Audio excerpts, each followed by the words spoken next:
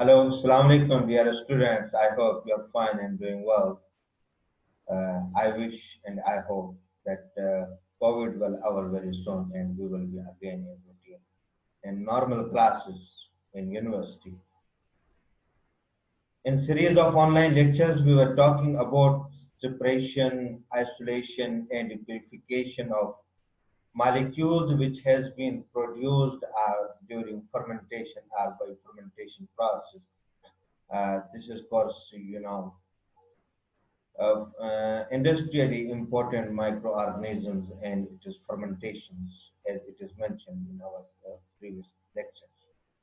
So we were talking about various techniques which can be used for the purification of our desired molecule from fermentation broth, from fermented broth. Fermentation takes place in fermenter. Fermenter contains various type of molecules and compounds. Our desired product is very minute and in a small quantity, and we have to use suitable, most easy, suitable, and relevant technique to purify our desired product. In this series, we have talked various techniques, and in our previous class, we were talking about the chromatography. Chromatography was a technique in which we were separating different molecules on its molecular size based separation, in which we were using two types of mediums. One was stationary medium or stationary phase, and second was the mobile phase.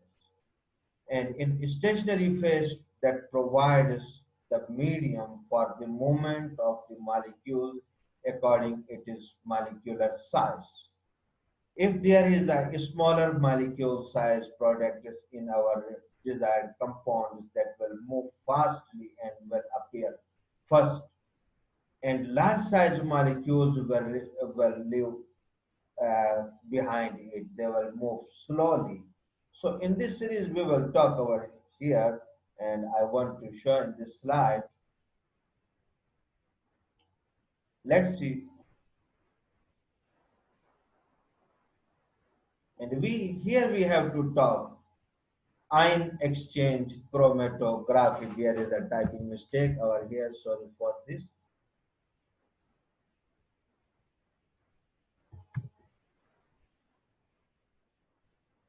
Ion exchange chromatography.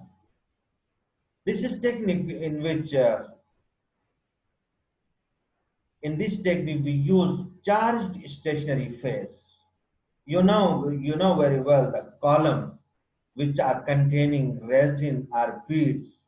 So we are using charged stationary phase. We are keeping some charge on stationary phase or on bead, separate charged compounds to separate charged compounds. This is the basic principle of ion exchange chromatography. We are using charged stationary phase to separate the charged compounds. Okay, here in our layman language, I will try to convey my message and the basic technique of this principle that in column which is full of beads, if there is positive charge on beads, that is a stationary phase. Okay. In solution, if we are putting a negatively charged molecule, so what will happen? Negatively charged molecule will interact with positively charged beads, and other molecules will pass on. Okay. Most of the molecules went away. Most of the molecules passed, but only those molecules are retained on surface of the beads which have opposite charge. Resin that carries charged functional groups which interact with oppositely charged groups of the compound to be retained. Here you can see, suppose this is column. In this graph you can see This is column which contain negatively charged beads, and whenever we are passing solutions which contain positively charged molecule, which is basically our desired product, which charge containing product is our desired product. And we know it from literature, from books, and from nature of our compound that which type of charge is present on our molecule. Accordingly, we will select a column uh, with opposite charge. Okay, this column containing negatively charged bead. When we are passing uh, in mobile phase our product, so what will be? Other molecules will pass on. Okay, those will not react with these beads, and only negatively, only positively charged molecules will interact with these beads. So what will be? Other molecules has gone, and only our desired product has been attached on surface of the bead. So in next step, what we will do, we will use another solution to remove only our product which was uh, reversibly bind on resin or on beads of the column. So due to this, we can separate our desired product through ion exchange chromatograph. So in Urdu, I will little bit explain it. जब हमें अपने molecule को जिसको हमने separate करना है उसकी nature का हमें मालूम है, उसकी नेचर के मुतालिक हमारे पास इंफॉर्मेशन है जो हमें लिटरेचर से मिलती है या हमें अपने लैब के एक्सपेरिमेंट से मिल जाती है, उसके ऊपर कौन सा चार्ज है। अगर हमारी प्रोडक्ट के ऊपर नेगेटिव चार्ज है तो हम ऐसे कॉलम का इंतखाब कर लेते हैं जिसमें पॉजिटिव चार्ज मौजूद हो, और एक मोबाइल फेज में मिक्स करने के बाद मिक्स करने के बाद डिसॉल्व करने के बाद हम उस सॉल्यूशन को कॉलम में से पास करते हैं। उसकी वजह से क्या होता है, जितने भी पॉजिटिव नेगेटिवली चार्ज मॉलिक्यूल्स हमारी प्रोडक्ट के हैं वो पॉजिटिवली चार्ज बीड्स के साथ या रेजन के साथ अटैच हो जाते हैं, और बाकी सारे मॉलिक्यूल्स जो अनवांटेड हैं वो वहां से रिमूव हो जाते हैं। और नेक्स्ट स्टेप में हम क्या करते हैं कि ऐसा एक सॉल्यूशन हम इस्तेमाल कर लेते हैं जो इस रिवर्सिबली बाइंडेड मॉलिक्यूल्स जो हमारी एक्चुअल प्रोडक्ट के हैं उसको हम उसमें से पास कर देते हैं। तो जितने भी रिवर्सिबली अटैच प्रोडक्ट के मॉलिक्यूल्स हैं वो उसमें डिसॉल्व हो जाते हैं, और नीचे किसी भी कलेक्टर में आप उसको कलेक्ट कर सकते हैं। Let I will explain this phenomena with another slide, and you can see it from here.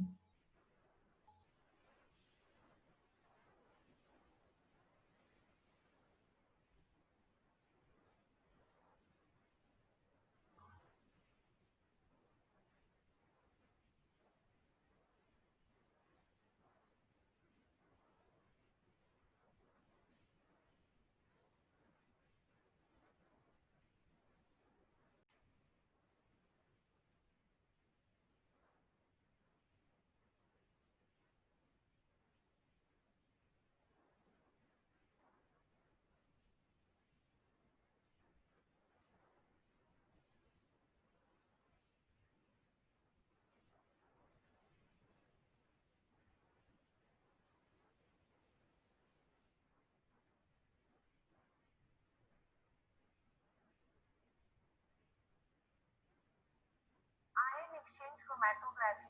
Chromatography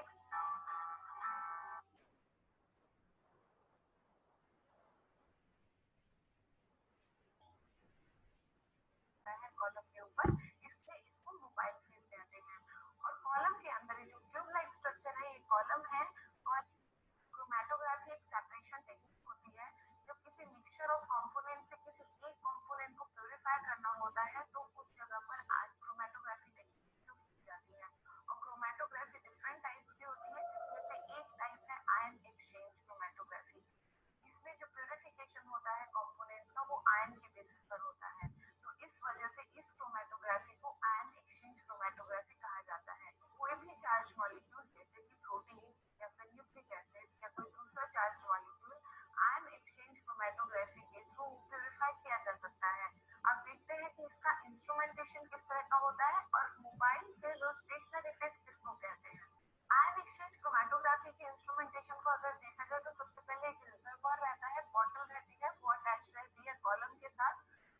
tube like structure होता है, कॉलम अटैच रहता है एक दूसरे डिवाइस के साथ जिसको डिटेक्टर कहते हैं, और डिटेक्टर अटैच रहता है कंप्यूटर के साथ जिस पर फाइनल ग्राफ फॉर्म होकर आता है। इस रिजर्वॉयर में जो बॉटल बॉटल रहती है स्टार्टिंग में, उसमें मोबाइल फेज रहता है। मोबाइल फेज इसमें होता है बफर सॉल्यूशन। मोबाइल फेज इसको इसलिए कहते हैं क्योंकि इसकी वजह से ही इसके साथ मिक्स करके बफर सॉल्यूशन के साथ सैंपल को मिक्स करके कॉलम के ऊपर रन किया जाता है। तो क्योंकि ये सैंपल के मूवमेंट में हेल्प करता है कॉलम के ऊपर, इसलिए इसको मोबाइल फेज कहते हैं। और कॉलम के अंदर जो ट्यूब लाइक स्ट्रक्चर है, ये कॉलम है। कॉलम के अंदर एक स्टेशनरी फेज रहता है। स्टेशनरी फेज मतलब सॉलिड एब्सॉर्बेंट मटेरियल। ये जो इस कॉलम के अंदर फिल्ड है, ये सॉलिड एब्सॉर्बेंट मटेरियल होता है, इसको स्टेशनरी फेज कहते हैं। और आयन एक्सचेंज क्रोमैटोग्राफी के केस में जो स्टेशनरी फेज है, ये रेजिन का बना होता है। रेजिन स्मॉल स्मॉल वेव्स रहती हैं जो कि चार्ज कैरी करती हैं। तो रेजिन के बेसिस पर ही आयन एक्सचेंज क्रोमैटोग्राफी दो तरीके की हो जाती है, कैटायन एक्सचेंजर या फिर एनायन एक्सचेंजर। कैटायन एक्सचेंजर, अगर ये जो बीज है ये नेगेटिव चार्ज कैरी करती है तो उसको कैटायन एक्सचेंजर बोलते हैं, और अगर पॉजिटिव चार्ज कैरी करती है तो उसको एनायन एक्सचेंजर बोलते हैं। तो रेजिन अगर नेगेटिव चार्ज कैरी करती है तो कैटायन एक्सचेंजर, रेजिन अगर पॉजिटिव चार्ज कैरी करती है तो एनायन एक्सचेंजर। लेकिन रेजिन के साथ यहाँ पर एक फंक्शनल ग्रुप अटैच रहता है जो कि अपोजिट इन नेचर होता है, अपोजिट चार्ज का होता है। सपोज यहाँ पर जो मैंने रेजिन ड्रॉ की हुई है ये पॉजिटिव स्ट्रक्चर है, मींस ये अगर रेजिन एनायन एक्सचेंजर है, इस केस में इसके साथ एक फंक्शनल ग्रुप अटैच रहता है जो कि नेगेटिव इन चार्ज होता है। तो यहाँ पर जो रेजिन होगी वो थोड़ा मॉडिफाइड रहती है, मींस रेजिन की फील्ड पर पॉजिटिव चार्ज है, लेकिन रेजिन के साथ एक फंक्शनल ग्रुप अटैच है जो नेगेटिवली चार्ज है। इसी तरह से कैटायन एक्सचेंजर में रेजिन के ऊपर नेगेटिव चार्ज है, लेकिन रेजिन के साथ जो फंक्शनल ग्रुप अटैच है, रेजिन नेगेटिवली चार्ज है, लेकिन रेजिन के साथ जो फंक्शनल ग्रुप अटैच है वो पॉजिटिवली चार्ज होता है। रेजिन डिफरेंट टाइप की होती है, डिफरेंट डिफरेंट रेजिन यूज किए जाते हैं आयन एक्सचेंज क्रोमैटोग्राफी में। यहाँ पर रेजिन को कैटेगराइज भी किया गया है वीक एक्सचेंजर और स्ट्रॉन्ग एक्सचेंजर के लिए। वीक एक्सचेंजर और स्ट्रॉन्ग एक्सचेंजर मीनिंग कि जो रेजिन होती है ये कितना पीएच के वेरिएशन को हैंडल कर सकती है। देख लेते हैं इसका प्रिंसिपल क्या है, मीन्स प्यूरिफिकेशन किस तरह से होता है। सपोज ये कोई सैंपल है जिसमें डिफरेंट डिफरेंट कंपोनेंट्स हैं, इस सैंपल को मिक्स करते हैं एक बफर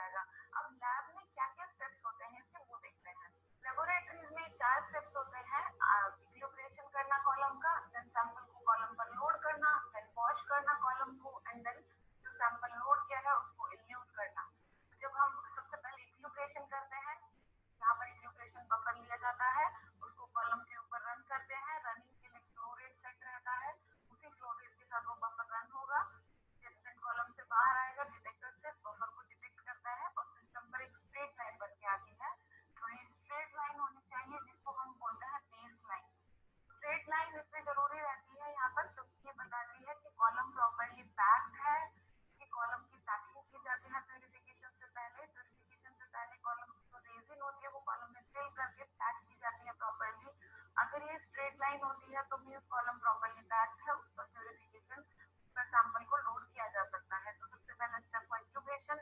दूसरा स्टेप होता है लोडिंग। लोडिंग में क्या करते हैं, किसी सैंपल को प्यूरिफाई करना होता है, उसको एक बफर के साथ मिक्स करते हैं जिसका पीएच स्पेसिफिक पीएच रहता है, उस बफर के साथ मिक्स करके कॉलम पर लोड किया जाता है। जब कॉलम पर लोड करते हैं तो सिस्टम का फ्लो रेट बहुत कम रखते हैं ताकि वो स्लोली स्लोली यहाँ कॉलम से मूव करे और सैंपल को उतना टाइम मिल सके कि वो रेजिन का जो फंक्शनल ग्रुप है उसको रिप्लेस करके वहाँ खुद से बाइंड हो सके। तो लोडिंग के टाइम पर वो क्या करता है, सैंपल फंक्शनल ग्रुप को रिप्लेस करके रेजिन की फीड के साथ खुद से बाइंड हो जाता है। तो सैंपल कॉलम पर लोड हो गया, इसको बोल सकते हैं कि सैंपल लोडिंग हो गया कॉलम पर। देन होता है वॉशिंग, क्योंकि जब सैंपल लोड किया तो सैंपल में हर तरह के मॉलिक्यूल्स थे, कुछ मॉलिक्यूल्स ऐसे होंगे जो कॉलम में अभी फ्रीली अवेलेबल होंगे जो बाइंड नहीं होते हैं रेजिन के साथ, तो वॉशिंग की जाती है एक बफर सॉल्यूशन के साथ। सिर्फ बफर सॉल्यूशन रन करते हैं तो जिससे जो वो अनवांटेड चीजें थी जो कॉलम के अंदर है जो रेजिन से बाइंड नहीं है वो सब वॉश आउट हो जाती है और सिस्टम पर कुछ इस तरह का पीक मिल सकता है। ये पीक उन मॉलिक्यूल्स का होता है जो कॉलम पर बाउंड नहीं थे। ये वॉशिंग के स्टेप में ये पीक आती है। थर्ड स्टेप होता है, फोर्थ स्टेप होता है इल्यूशन। इल्यूशन का मतलब जो रेजिन जो सैंपल रेजिन के साथ यहाँ बाइंड हुआ था उसको इल्यूट करना, उसको कॉलम से बाहर निकालना, क्योंकि अल्टीमेटली इस सैंपल को हम प्यूरिफाई करना चाहते हैं। तो फिर कॉलम को जब कॉलम पर एक इल्यूशन बफर यूज किया जाएगा, इल्यूशन बफर इस जो प्रोटीन जो बाइंड है रेजिन के साथ उसका बॉन्ड को ब्रेक करेगा और प्रोटीन को वापस से बाहर रिलीज कर देगा। तो कॉलम से बाहर रिलीज कर देता है, डिटेक्ट करेगा और जो नेक्स्ट पीक बन जाएगी जिनके जो ग्राफ है ये कॉन्टिन्यूएशन में चल रहा है क्योंकि सिर्फ यहाँ बफर चेंज करते रहते हैं, ग्राफ पूरा कॉन्टिन्यूएशन में चलता रहता है। ये इक्विलिब्रिएशन हुआ यहाँ पर वॉशिंग का जो पीक है और ये जो सेकंड पीक आता है ये इल्यूशन का पीक है। जो वांटेड जो रिलेवेंट प्रोटीन होती है उसका पीक के इल्यूशन करने पर पीक जो मिलती है वो वांटेड रिलेवेंट प्रोटीन की पीक होती है। इल्यूशन यहाँ दो तरीके से होता है, लेकिन यहाँ देख लेते हैं कि जो बफर पीएच की हम बात कर रहे हैं वो पीएच कैसे चूज की जाती है कि किस पीएच का बफर देना है। तो उस केस में क्योंकि हम यहाँ एज एग्जाम्पल प्रोटीन लेके चल रहे हैं तो प्रोटीन अमाइनो एसिड की बनी होती है। अमाइनो एसिड की प्रॉपर्टी रहती है, अमाइनो एसिड ग्रेटर आयन होते हैं। ग्रेटर आयन मतलब amino acid positive and negative दोनों तरह के चार्ज कैरी करते हैं। अगर अमाइनो एसिड को लो पीएच सॉल्यूशन में रखा जाए तो amino acid positive charge gain कर लेता है क्योंकि वहां पर हाइड्रोजन आयन का कॉन्सेंट्रेशन ज्यादा रहता है। और अगर अमाइनो एसिड को हाई पीएच सॉल्यूशन में रखा जाए तो amino acid negative charge carry कर सकता है क्योंकि वहां पर OH माइनस का कॉन्सेंट्रेशन ज्यादा रहता है। सेम वे अमाइनो एसिड क्योंकि ग्रेटर आयन होते हैं तो प्रोटीन के केस में यहाँ पर दे सकते हैं कि isoelectric point PI isoelectric point वो पॉइंट होता है जहां पर प्रोटीन कोई चार्ज कैरी नहीं करती, न्यूट्रल रहती है। अगर उस तरह के प्रोटीन को लो पीएच सॉल्यूशन में रखा जाएगा तो हाइड्रोजन आयन कॉन्सेंट्रेशन ज्यादा होने की वजह से प्रोटीन पॉजिटिव चार्ज कैरी करती है और हाई पीएच में रखा जाएगा तो OH आयन ज्यादा होने की वजह से प्रोटीन नेगेटिव चार्ज कैरी करती है। सपोज तो PI इस तरह से पता चलता है। PI प्रोटीन का ऑनलाइन कुछ टूल्स है, वहां से हम फाइंड कर सकते हैं कि प्रोटीन जो हम प्यूरिफाई करना चाहते हैं उसका क्या PI है। जैसे PI कैलकुलेटर एक टूल है, उसकी हेल्प से PI पता कर सकते हैं ऑनलाइन। अगर PI सपोज प्रोटीन का 3 है और हमने चूज किया anion exchanger chromatography, anion exchanger में रेजिन पर जो साइड चार्ज है वो पॉजिटिव चार्ज है और protein means negative charge carry करनी चाहिए एनायन एक्सचेंजर क्रोमेटोग्राफी के केस में। तो प्रोटीन नेगेटिव चार्ज कैरी करेगी अगर हम पीएच PI से ज्यादा रखेंगे। सपोज बफर का पीएच 4 रखेंगे तो बफर का पीएच अगर 4 रखेंगे तो प्रोटीन नेगेटिव चार्ज इन्वायरमेंट में रहेगी, नेगेटिव चार्ज कैरी करेगी। तो जो लोडिंग बफर की पीएच होती है वो PI के बेसिस पर सेट की जाती है। अगर PI 3 है तो पीएच 4 रखेंगे, प्रोटीन नेगेटिवली चार्ज होकर प्रोटीन को सैंपल पर लोड कर सकते हैं, कॉलम पर लोड कर सकते हैं। उसके बाद क्या आता है इल्यूशन। इल्यूशन दो तरीके से होता है, या तो सॉल्ट के बेसिस पर या फिर पीएच के। सॉल्ट मींस यहाँ पर सॉल्यूशन सॉल्ट सॉल्यूशन लेते हैं, सॉल्ट का कॉन्सेंट्रेशन धीरे धीरे पहले कम सॉल्ट का सॉल्यूशन को रन करेंगे कॉलम के ऊपर तो वो जो प्रोटीन जो सिंगल बॉन्ड के साथ रेजिन के साथ अटैच थी वो कॉलम से वो बॉन्ड ब्रेक करता है। सॉल्ट इजीली दोनों के बीच का बॉन्ड है रेजिन और प्रोटीन, बॉन्ड को ब्रेक करेगा और वो प्रोटीन जो दूसरी अटैच के रेजिन के साथ वो बाहर आ जाती है लो सॉल्ट कॉन्सेंट्रेशन पे।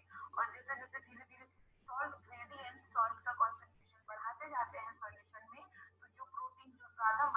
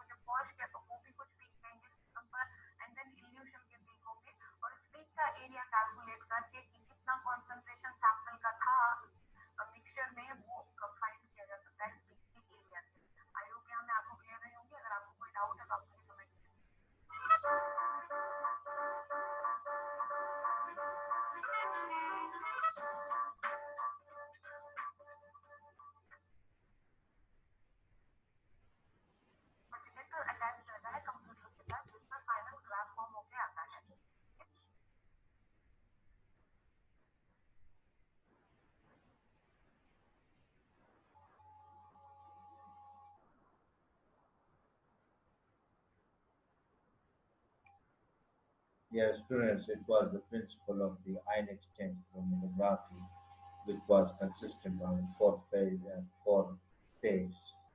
First one was equilibration, second was loading, third was washing, and elution, and last one was first one was washing, उसके बाद equilibrium और equal बराबर कर लेना, manage कर लेना, third one was washing and illusion. So maybe in details you have to go through our book, or you have to listen it carefully, and you will find something better. Later on, we will discuss something about it if you cannot understand. Maybe you have been in laboratory and you have been used some type of ion exchange chromatography during purification, amino acid purification, or other relevant molecules which have some charge. So we are using such type of technique for the purification of charge containing molecules. Have a nice time. Okay.